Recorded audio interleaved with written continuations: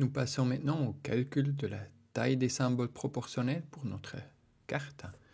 Euh, Tout d'abord, le principe est que l'aire du symbole doit être proportionnel à la valeur de l'indicateur. Euh, il faut donc faire attention, ce n'est pas la longueur ou la hauteur du symbole qu'on va considérer, c'est vraiment l'aire. Maintenant, dans un logiciel comme Inkscape, la taille du symbole est toujours définie sur la longueur et la hauteur, quel que ce soit un cercle ou un carré. Donc en fait, il faut faire une conversion, il faut faire un petit calcul qui est en fait un peu selon la formule suivante. Où la longueur ou la hauteur du symbole, c'est un peu égal, est proportionnelle à la racine carrée de la valeur de l'indicateur. Donc on le voit ici, S égale K fois racine carrée de N, où N c'est cette valeur de l'indicateur, S c'est la longueur ou la hauteur du symbole, et puis K c'est un facteur de mise à l'échelle qui, justement, on va devoir déterminer par nous-mêmes. Et puis en fait, ça doit être proportionnel, donc les proportions peuvent un peu changer, puis ça s'est exprimé par ce facteur K. Cette formule d'ailleurs peut être écrite aussi comme K fois N puissance 0,5. Le puissance 0,5, c'est la même chose que la racine carrée. Donc regardons juste ce facteur K. Quel est l'effet? Là, on a deux petits mini-cartes de symboles proportionnels. Celle de gauche, le facteur K, il est tout simplement un peu plus grand que sur la carte de droite. Les proportions des symboles sont les deux les mêmes pour la carte de gauche et la carte de droite. Donc ça change en fait la taille générale du symbole sur la carte. Donc là, il va falloir trouver un bon compromis.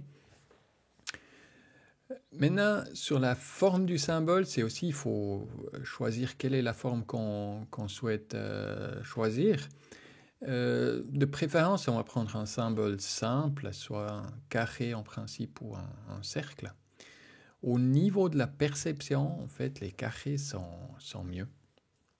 Il y en a par contre certains qui disent les cercles ils sont plus esthétiques, qui aiment tout simplement mieux les cercles que les carrés. Cependant, avec les cercles, il y a un biais de perception au niveau de la taille qu'il faut corriger.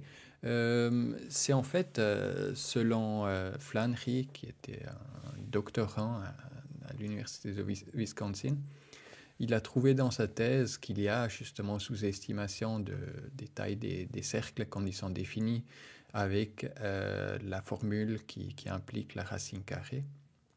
Donc en fait, il a aussi trouvé qu'on peut corriger cette sous-estimation qui est due en fait à la perception humaine ou à la défaillance, si on veut, de la perception humaine. Et puis, on peut faire une correction en adaptant la formule qui, après, la taille en fait, du symbole est calculée avec n puissance 57 au lieu de 0,5. Donc K fois n puissance 0,57 est la formule complète. Et puis cette correction, elle est connue sous le nom de correction de Flannery. Donc si on a des cercles proportionnels, on va appliquer cette correction. Pour les carrés, elle n'apparaît pas. C'est-à-dire on n'arrive pas à la mesurer pour des carrés. Donc si on a des carrés proportionnels, on va prendre la formule classique K fois n puissance 0,5 qui est la racine carrée. Avec les symboles proportionnels, il y a quelques autres règles. Une première, c'est que les petits symboles doivent être par-dessus les grands, donc on ne joue pas à la cachette. Les chevauchements entre symboles sont tout à fait autorisés. Il faut quand même regarder qu'il n'y a pas trop de chevauchements, donc qu'il y a à peu près la moitié du symbole qui doit toujours être visible. Généralement, on fait un peu plus. C'est tout à fait clair.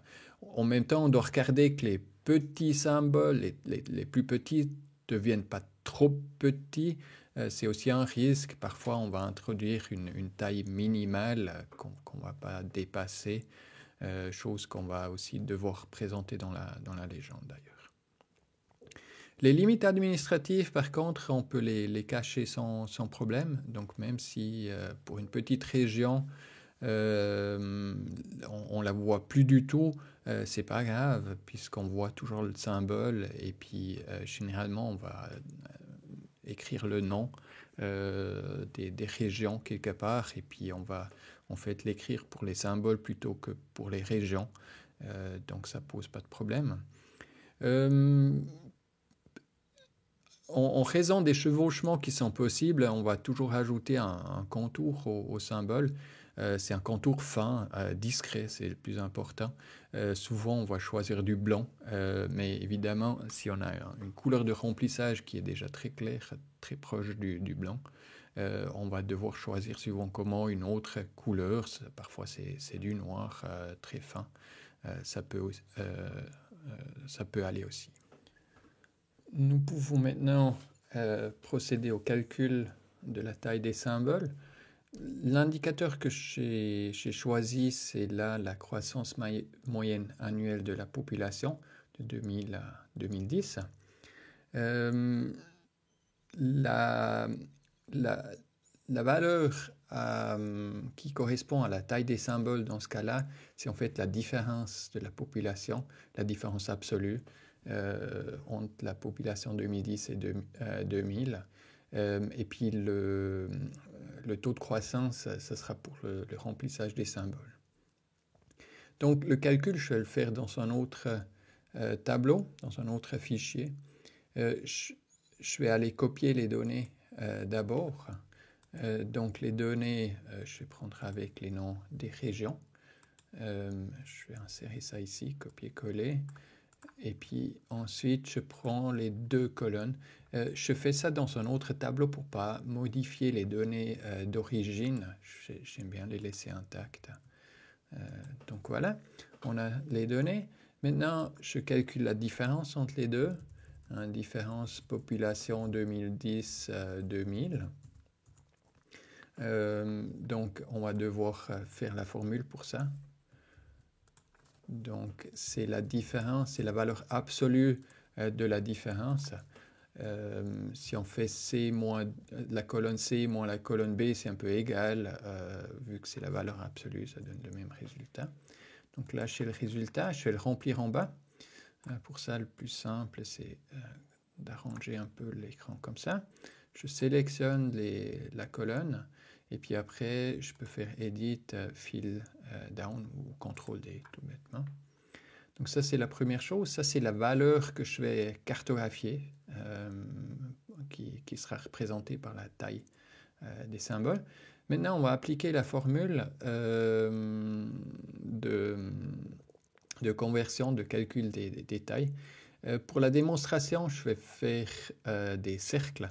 On peut aussi choisir des carrés qui, dans le fond, est le meilleur choix puisqu'il n'y a pas la correction de Flannery qui doit être effectuée. Donc, voilà. Donc, en fait, la différence de la population, je vais faire la puissance 0,57, donc avec la correction de Flannery. Voilà. Donc, on va calculer tout simplement la valeur, et puis la puissance, c'est le chapeau, là, 0,57. Donc, ça, c'est la valeur qu'on va devoir, qui sera proportionnelle, en fait, à la largeur ou la hauteur du symbole. Donc, je vais remplir ça en bas aussi. Je pourrais faire la même chose, le même calcul pour la racine carrée, tout simplement. Donc, en fait, juste enlever ça. Puis ça, c'est le même calcul sans la correction de Flannery. Maintenant, je dois estimer encore une valeur pour le facteur K. Pour ça, je vais d'abord calculer la valeur maximum de toutes ces valeurs. Donc, en fait, max de ça à ça. Donc c'est 376, c'est cette valeur ici de Anchorage, sans surprise la capitale. Ensuite, on va calculer le facteur K. Le facteur K, je vais l'estimer qu'il soit à peu près 5 cm. C'est vraiment au pif. Je vais faire 50 mm, 5 cm comme taille. Une fois que ça sera dans Inkscape, je pourrai toujours l'adapter, bien entendu. Donc en fait, le facteur K, je vais calculer l'inverse du facteur K en fait.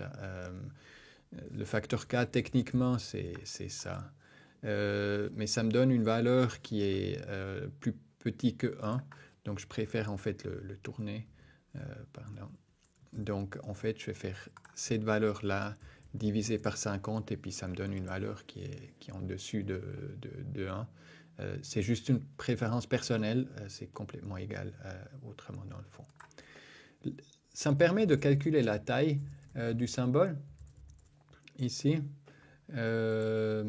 Donc la taille du symbole qui est du coup, c'est la valeur divisée par le facteur K puisque je l'ai inversé. Voilà, donc c'est quelque chose comme ça. Maintenant, pour tirer la valeur en bas, je dois m'assurer que la ligne 33 ne change pas.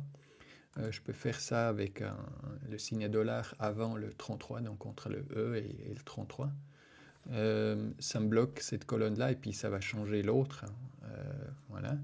Donc ça, c'est la première, la taille du symbole pour la première région. Et puis après, je peux faire un remplissage vers le bas, où cette valeur, on la vérifie, elle doit être 50, ce qui correspond à cette valeur-là. Si ce n'est pas le cas, le calcul, il était faux. Donc ça, c'est la taille du symbole que je vais devoir reporter dans Inkscape pour chacune des régions. Évidemment, on n'a pas besoin de toutes les décimales, mais de décimales, en principe, ça suffit plus qu'assez, c'est des millimètres. Donc, voilà. On voit aussi en même temps qu'il y a certains qui sont relativement petits, 1,1 mm, etc. On va probablement devoir faire quelque chose pour ne pas avoir des symboles trop petites, mais on fera ça plus tard dans le logiciel de dessin dans Inkscape.